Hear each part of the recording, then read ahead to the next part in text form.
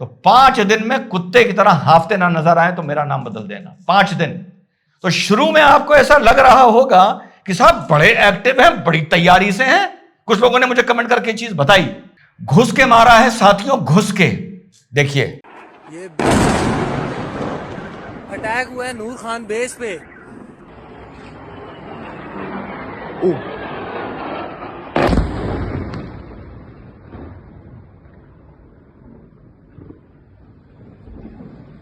ले लिए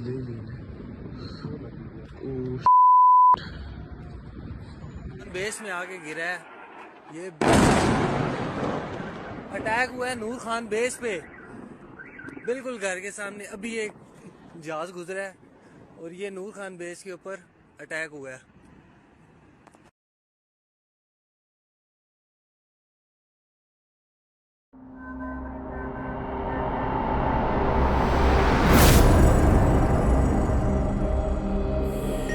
हेलो नमस्कार सत श्री अकाल अस्सलाम वालेकुम। कैसे हैं जनाब? तो ऑपरेशन सिंदूर के जवाब में बुनियान उन मरसूस ऑपरेशन लॉन्च किया है पाकिस्तान में। कुरानिक वर्स से ये चीज ली गई है। इसका मतलब होता है द अनब्रेकेबल वॉल। तो साहब सीधे पहले बता दूं, नक्कालों से सावधान, बहरूपियों से सावधान, तथा कथित मीडिया पर्सन से सावधान। जहां तक कि डिफेंस मिनिस्ट्री ने भी, इंफॉर्मेशन मिनिस्ट्री ने भी ये आप लोगों को आगाह किया है और रिपोर्टर्स को आगाह किया है कि ये कह के कि सोर्सेज बता रही हैं बकवास करनी बंद करो, बकवास करनी बंद करो। जंग का मजाक बनाकर रख दिया है। डर बिठाना चाहते हैं एक आम हिंदुस्तानी के दिल में। ये जंग को लेकर ऐसा माहौल बना रहे हैं। हरियाणा के मिनिस्टर ने भी कहा है कि इतने सारियां सायरन टीवी पे ना बजाओ, कि जब असली सायरन बजेगा तो लोग शायद उस पर विश्वास नहीं करेंगे, उसको मजाक मानेंगे। तथा कथित एक्सपर्ट्स, इनको तो मैं बहुत पहले से ताड़ा हुआ था, लेकिन कुछ डाउट्स थे, वो अब 10 दिन ने क्लियर कर दिए हैं कि ये कितने पानी में ये लोग हैं और इनकी क्या हकीकत है। डॉलर्स की भूख इतनी नहीं होनी चाहिए, टीआरपी की इतनी नहीं होनी चाहिए। मजाक बना के धर रहे हैं ये, मजाक बनाकर। वो तो थे ही झूठे, तुमने इसमें उनसे रिश्तेदारी कर ली, वो तो थे ही झूठे। 71 की लड़ाई का मेरे फादर मुझे किस्सा सुनाते हैं कि पाकिस्तान रेडियो बोला करता था कि थोड़ा सब्र रखिए, अगले जुमे की नमाज इंशाल्लाह दिल्ली की जामा मस्जिद में पढ़ेंगे। और फलाने कोई कराची के कोई बड़े वहां उस टाइम आलिम हुआ करते थे, वो इंशाल्लाह दिल्ली की जामा मस्जिद में हमारी तरफ से अजान देंगे। तो वो तो जलील है ही, जलालत में तुम उनसे कंधे से कंधा, शाने से शाना मिलाकर चल रहे हो। गवर्नमेंट भी कह रही है जरा तसल्ली धीरज धरो, मजाक ना बनाओ। इतनी रीलें चल रही हैं युवाओं का, जिन लोगों को पता नहीं है, जिनको ज्ञान नहीं है, उनको अब माइंड ना करप्ट करो, उनका माइंड ना पल्यूट करो। आई विश ये चीजें फौजियों को सामने आके बतानी चाहिए थी, जो मैं बार बार बताने की कोशिश कर रहा हूं। मैं तो यार सिविलियन हूं, वकील हूं, लेकिन एक कॉमन सेंस है, एक शौक रहा है, एक दिल में जज्बा और जज्बात रहे हैं। वही जज्बा और जज्बाती तो है कि आज शाम को 5 बजे मेरे और आपके मिशन भारत का फाउंडर्स डे है। नया बैच आज ज्वाइन करने वाला है, कल डालूंगा अभी वीडियो अपलोड करके, वहां मुझे भाग के जाना है। ये कमीज पहले तो मैं ऐसे ही पहन लेता था, एलमेरा में लगी, आज ये निकाली, आज वो निकाली, आज वो निकाली। कल से कुछ सोच के इसको पहन के चल रहा हूं। शायद 3 दिन पहले ये मेरे लिए एक ऑरेंज रंग था, केसरिया भी बोलते हैं ना, केसर के रंग को, केसरिया रंग था। आज ये मेरे लिए भगवा है, इसने अपना रूप बदल लिया है। तो मैं गुजारिश करता हूं मीडिया के लोगों से कि मजाक ना बनाओ जंग का। जंग में मान लिया कुछ बढ़ा चढ़ाकर बोला जाता है, पर इतना झूठ ना बोलो। कभी लाहौर घेर लिया, कभी कराची घेर लिया, कभी कराची पे जाके विक्रांत ने बॉम्बिंग कर दी। ये मत करो यार। डॉलर्स जरूरी हैं, मेरे लिए भी जरूरी हैं, सब हर टीआरपी भी जरूरी है, पर इतना ना गिरो और इतना ना पिको। तो घुस के मारा है, मौके पर आते हैं। और मैं ये क्यों कह रहा हूं, पहले तो मैंने आपको वहीं की क्लिप्स दिखा दी, थोड़ा सा ब्लर कर दिया, और सीधे चलते हैं हमारी प्रेस कॉन्फ्रेंस में। जो कोई सोर्स नहीं है, जो सीधे उन्हीं के मुंह से हम लोगों को चीजें सुननी चाहिए और यकीन करना चाहिए। इस टाइम वॉर रिपोर्टिंग सरकार को बैन कर देनी चाहिए। मैं ये कहता हूं, वॉर रिपोर्टिंग जो सरकार बोले वो तुम दिखा दो, बस। ये हानि पहुंचाई है और रडार बेसिस को और एयर डिफेंस सिस्टम को नुकसान पहुंचाया है। और इसके अलावा इस टाइम सबसे ज्यादा जो हिंसा देख रहे हैं, वो देख रहा है हमारा जम्मू एंड कश्मीर सेक्टर। चाहे वो श्रीनगर हो, राजौरी हो, पुंछ हो, नौशेरा हो, जम्मू हो, हर जगह रेकलेस फायरिंग कर रहा है पाकिस्तान साथियों। मुझसे कल किसी ने पूछा कि सर आप चेकलिस्ट जो बता रहे हैं, हम चेकलिस्ट फॉलो कर रहे हैं, पर हम टीवी पर चेकलिस्ट कभी शब्द नहीं सुनते हैं, हम एस्केलेशन सुनते हैं। भैया ये जो चेकलिस्ट शब्द है मेरा है, सरकार भी कह रही है भैया सोर्सेस के दम पर ये क्या मचा दिया हो यार, बस वो उतना कह नहीं पा रही जितना कहना चाहती है शायद, पर एक सरकार की लिखी बातें ये बात बताती है कि क्या उसके दिल में चल रहा है। उन्होंने कहा मैं एस्केलेशन सुनता हूं, एस्केलेशन लेटर के हिसाब से बताइए, तो उसको हम एस्केलेशन लेटर बोलते हैं। पहला एस्केलेशन लेटर दो देशों के बीच में होता है साथियों, जब वो डिप्लोमेटिक रिलेशन खराब होने शुरू होते हैं। ये मैं एक डॉट के जरिए आपको नहीं दिखा रहा हूं, बल्कि एक स्केल के जरिए दिखा रहा हूं कि ये खराब होते होते बिल्कुल एंड तक, चरम सीमा तक पहुंच जाते हैं। जब ये चरम सीमा तक पहुंचते हैं तो इससे पहले कोई घटना होती है या इसके बाद कोई घटना होती है, कोई इंसिडेंस होता है। वो इंसिडेंस भी आपको पता है, भारत में तो वो इंसिडेंस यार हर हफ्ते होते रहते हैं। ठीक, जो हमारे डिप्लोमेटिक रिलेशन चल कैसे रहे मुझे ये समझ में नहीं आता, पर चलिए कोई मजबूरियां होती हैं, डिप्लोमेटिक चल रहा है।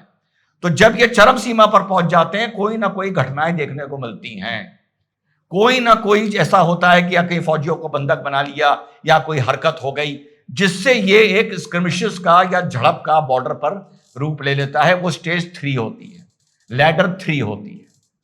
तो हमारी घटना थी पहलगांव। पहलगांव के बाद भारत ने सर्जिकल स्ट्राइक किया। सर्जिकल स्ट्राइक करने के बाद स्क्रिमिशेस शुरू हुए, वहां से अंधाधुंध firing Jammu and Kashmir sector में शुरू हुई। उसके बाद ड्रोन्स आ गए।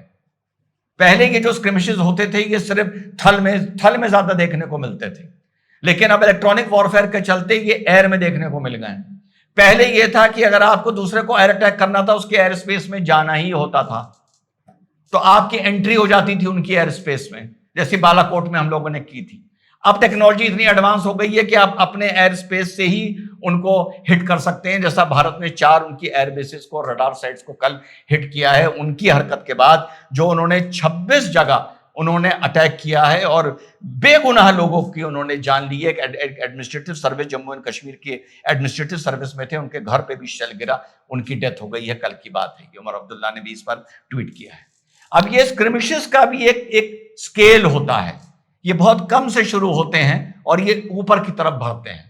और इस टाइम जो हम लोग देख रहे हैं ये स्क्रिमिशेस के नाम पर और झड़प के नाम पर एक बिल्कुल ये बिल्कुल पानी नाक पर आ गया है।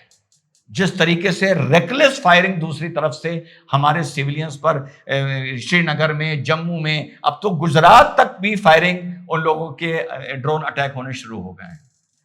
तो ये जब स्क्रिमिशेस बिल्कुल अपने अंत तक पहुंच जाएंगे, पहले तो ड्रोन्स नहीं हुआ करते थे, ये ड्रोन से भी जो अटैक हो रहे हैं इसको भी अभी आप स्क्रिमिशेस ही मान के चलिए दोनों तरफ से। भारत की वायुसेना ने भी जो उधर अटैक किया है ये भी आप अभी स्क्रिमिशेस के दायरे में ही इसको रख के चलिए।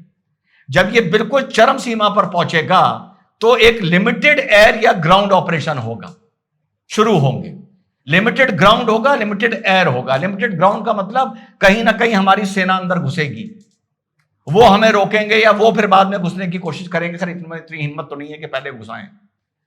और जब हमारी वायुसेना उनकी एयर स्पेस में घुस के अटैक करेगी तब इसको हम लोग मानेंगे एक limited land and limited air operation.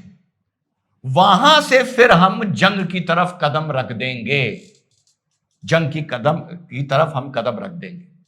किसी ने मुझसे पूछा कि सर आप ये झड़प और स्क्रिमिशेस का नाम लेते हैं, ये तो जंग ही चल रही है, जंग और स्क्रिमिशेस में क्या फर्क है? वेरी गुड, फिर से बता दूं, ये काम कुछ और लोगों का है बताने का, पर जज्बात थे जिंदगी में, इस चीज को पढ़ा, एकेडमिकली पढ़ा, समझा, तो वही चीज आप लोगों के सामने लाकर परोसता हूं, पेश करता हूं। तो स्क्रिमिशेस और जंग में क्या फर्क है?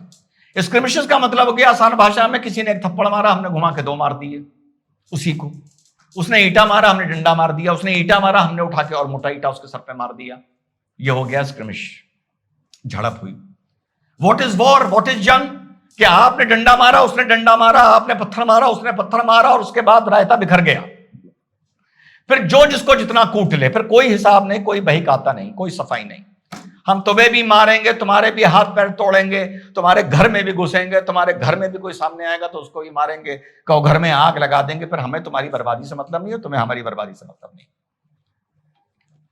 तो ये चीज है, ये फर्क है, आप आसान भाषा में समझ लीजिए। अब आपको समझ में आ जाएगा। फिलहाल ये स्क्रिमिशेस चल रहा है, तुमने ये किया फिर हमने ये किया, या हमने ये किया तो तुमने जवाब दिया। तो अभी ये गेम खेला जा रहा है, कैट एंड माउस आप बोल सकते हैं। जैसे ही ये थोड़ा आगे बढ़ेगा, लिमिटेड ऑपरेशंस होने शुरू हो जाएंगे, यानी हमारे प्लेन उनकी वायु एयर स्पेस में घुस जाएंगे, या उनके हमारे में घुसने को, और हमारे फौजी अंदर घुसेंगे। जहां तक लिमिटेड ग्राउंड ऑपरेशन की बात है, आपका ध्यान सिर्फ अल्फाबेट्स पर ABCDEFGHIJK LMNOP पर ही रहना चाहिए। अगर कोई लिमिटेड ऑपरेशन देखने को मिलेगा तो वो हमको ABCD में ही मिलेगा, जितना भी मिलेगा। तो यह फर्क होता है आपकी वॉर में और स्क्रिमिशेस में। लेकिन limited ground and air operation के बाद भी वॉर अभी दूर है, उसके बीच में फिर से एक गैप आता है। और कुछ लोगों ने मुझसे पूछा कि सर वो अटैक पे अटैक किए जा रहे हैं और हम उनकी जवाबी कार्रवाई नहीं कर रहे हैं। 47 की हिस्ट्री थोड़ी सी अगर आप लोगों को याद हो, 47 की देखिए तो आप लोगों को काफी याद है, 65 की लोगों को कम याद है, 71 की ज्यादा याद है, और कारगिल की लोगों को याद है। इन लोगों की मैं आप लोगों को एक फितरत बता दूं। शुरू में ये पॉपकॉर्न की तरह कूद के लड़ते बहुत हैं। 47 से उठा के देख लो, शुरू में इनकी जो हरकतें होंगी आपको लगेगा कि यार ये बड़ी तेज कार्रवाई कर रहे हैं, बड़ी तेज तैयारी में है ये। और जब मामला बिगड़ेगा, जब भारत काउंटर मारेगा, तो 5 दिन में कुत्ते की तरह हाफते ना नजर आए तो मेरा नाम बदल देना। 5 दिन। तो शुरू में आपको ऐसा लग रहा होगा कि साहब बड़े एक्टिव हैं, बड़ी तैयारी से हैं। कुछ लोगों ने मुझे कमेंट करके चीज बताई, ठीक। एक सुना था ना टाइसन, खैर टाइसन से इन नामकुलों को, हरामजादों को मिलाना कोई मतलब नहीं है, फिर समझाने के लिए बता रहा हूं। और एक था मोहम्मद अली कैशियस क्ले। मोहम्मद अली कैसे लड़ता था? वो बड़ा स्लो लड़ता था, वो अपने को बचाता रहता था, थोड़ा बहुत जवाब देता रहता था, रिंग में घूमता रहता था, दूसरे को इरिटेट करता रहता था, छेड़ता था, परेशान करता था, और फिर वो गर्मी खाकर 5वें 6ठे राउंड के बाद, 15 राउंड का मैच होता है, 10वें राउंड के बाद मोशन में आता था और धुई देता था, गिरा देता था। टाइसन क्या करता था? घंटी बजी नहीं, घर से गया, धन धन धन धन धन धन धन, रोड रोलर और ट्रक की तरह दूसरे आदमी के ऊपर से निकल गया। फिर से बता दूं, इन जाहिलों को, इन बेवकूफों को, इन 2 कौड़ी के लोगों को टाइसन से नहीं मिला रहा हूं, पर दोनों के लड़ाई का तरीका बता रहा हूं। तो शुरू में ये हमेशा बहुत गर्मी खाते हैं। 47 से उठा के देख लो, कारगिल से उठा के देख लो, 71 में उठा के देख लो। बोला करते थे मेरे अब्बा जान, मैंने बताया जैसा बताते थे कि 71 में अनाउंसमेंट होते थे कि आप लोग सबर रखिए, बस जुमे की नमाज हम अभी जाकर दिल्ली की जामा मस्जिद में पढ़ेंगे और हमारे फलाने फलाने मौलवी साहब की अजान की, उनकी हम सदारत में नमाज पढ़ेंगे। तो ये इन लोगों का तरीका है। तो शुरू में ही आप इन लोगों को बड़ा एक्टिव देख रहे होंगे। भारत अलग तरीके से लड़ता है, भारत अपनी प्रेसिंग करके लड़ रहा है। यहां पर एक बात बोलना चाहूंगा जो आज नहीं बोलूंगा, आज से 15 दिन बाद बोलूंगा। मेरे दिमाग में एक क्वेश्चन मार्क है, एक शंका है, वो 15 दिन बाद आप लोगों को बताऊंगा। तो भारत को, पीएम को, ये जो मीडिया वाले हैं, एंकर्स हैं, यूट्यूबर्स हैं, मॉडरेटर्स हैं, ये सुधर जाएं, ये पोकिंग ना करें डॉलर्स और व्यूज और टीआरपी के चक्कर में। क्या हो रहा है, ये अटैक हो गया, वो अटैक हो गया। अरे ये सरकार परेशान हो गई है यार, सारे सुबह शाम सायरन, प्लेन और टैंक भाग रहे हैं स्क्रीनों पर यार। जो लोग एक दिन में एक वीडियो बनाते थे वो 5-5 बनाने लगे। अरे तुम्हें इतनी इंफॉर्मेशन मिल कहां से रही है यार? इतनी मिल कहां से रही है तुम्हें इंफॉर्मेशन? मैं तो यार 2 बनाता था, मैं 1 बनाने लगा। मैंने डिबेट पे जाना छोड़ दिया। जैसे आज से 5-6 साल पहले मैंने बालाकोट के बाद छोड़ा था, याद है आप लोगों को बताया था। मैंने कहा तुम सब फर्जी देशभक्त हो, तुम सब बहरूपीय हो, नक्काले हो तुम लोग बिल्कुल, और इनसे मैं बड़ा सावधान रहता हूं। तो भारत की न्यूज एजेंसी फौज क्या बोल रही है, सिर्फ उस पर ध्यान दीजिए। और भारत रिएक्शन क्यों नहीं कर रहा, इसका मैंने एक संक्षेप में आप लोगों को चीज बता दी कि भारत का तरीका अलग है, उनका तरीका अलग है। वो बड़ा कूदते हैं, फिर 5 दिन बाद उनकी कुटाई होती है तो हाँपते हैं। इसीलिए जब भी पाकिस्तान से भिड़ो, ये मान के भिड़ो कि 15 दिन कुटाई करनी है। अगर 5 दिन के हिसाब से भिड़ोगे तो जितना तुम कमजोर सोच के चल रहे हो तुम्हें वो लगेंगे नहीं, क्योंकि उनकी कमजोरी ही 6ठे दिन से शुरू होती है। बड़ी तगड़ी इंसाइट दे रहा हूं मेरे भाई, बड़ी मस्त बात बताइए आप लोगों को। किसी भी सीनियर फौजी से पूछ लो, अगर सीनियर से पूछना जिसने 30-40 साल काम किया हो, उसके अलावा ना पूछना। ऐसे तो वैसे यो हनी सिंह कितने घूम रहे हैं। तो मेरे भाई, हमें सरकार पर कोई दबाव नहीं, मुझे लोग कमेंट करके कहते हैं कि रिजवान भाई सब्र रखिए। अबे मैंने क्या करा जो मुझे समझा रहे हो सब्र रखने के लिए? मुझसे क्यों समझा? आप मोदी को नहीं जानते। अरे मैंने कब कहा कि मोदी को कोई गलती कर दी है? मोदी जंग क्यों नहीं कर रहा? मोदी जवाब क्यों नहीं दो रहा? मोदी अंदर क्यों नहीं घुस रहा अपने टैंक लेकर? मैंने कहा जिन्होंने कहा जाके उन पागलों को, उन बावलों को, उन बेवकूफों को समझाओ। मैंने सिर्फ इतना कहा था वो ट्वीट गलत था, बस मेरी ये शिकायत थी। वो ट्वीट नहीं था ऑपरेशन सिंदूर शुड कंटिन्यू। बाद में कंटिन्यू हो गया ना, 16 घंटे बाद हो गया ना। 16 घंटे में कुछ तो बदला होगा ना, जो जवाब, जो स्टेटमेंट बदला सरकार ने, कुछ तो अंदर लगा होगा ना, पहली चीज। और दूसरी चीज, ये मेजर्ड, ये देख के मारा, रिस्ट्रेन रखा, सब रखो, सब रखो, बस इसको लिखो मत, इसको बोलो मत, बस इतनी शिकायत थी। मेरी ये शिकायत नहीं थी कि घुस जाओ, घुस जाएंगे और ये कर दो और चल पाकिस्तान तो अटैक करके दिखा, करके दिखा, करके दिखा, फिर तुझे बताते हैं। ये मैं पागलपन के काम पता है कहां होते हैं, वहीं जाओ, वहीं मिलेंगे, उनको समझाओ, हमें ना समझाओ, ठीक है। तो ये मैंने आज आप लोगों को बताया कि एस्केलेशन के जरिए से और वॉर और स्क्रिमिशेस का फर्क क्या होता है। और जितना सुनना है फौज की प्रेस कॉन्फ्रेंस सुनो, उसके अलावा ये सोर्सेस के दम पर ये जो बकवास दिखा रहे हैं, एंड में जाकर ये तुम्हारी ही फजियत करवाएंगे। ये तथा कथित 2 कौड़ी के फर्जी बहरूपीय देशभक्त ये तुम्हारी फजियत करवाएंगे। और एंड में कहां सवाल पूछे जाएंगे, ये आज आप लोगों को अगले वीडियो में बताऊंगा। एंड में कहां सवाल पूछे जाएंगे, ये आज 2 वीडियो बनाऊंगा, दूसरा वॉर पे बेस्ड नहीं है, वो कि ये चीज नुकसान कहां करेगी। जय हिंद, वंदे मातरम, खुदा हाफिज।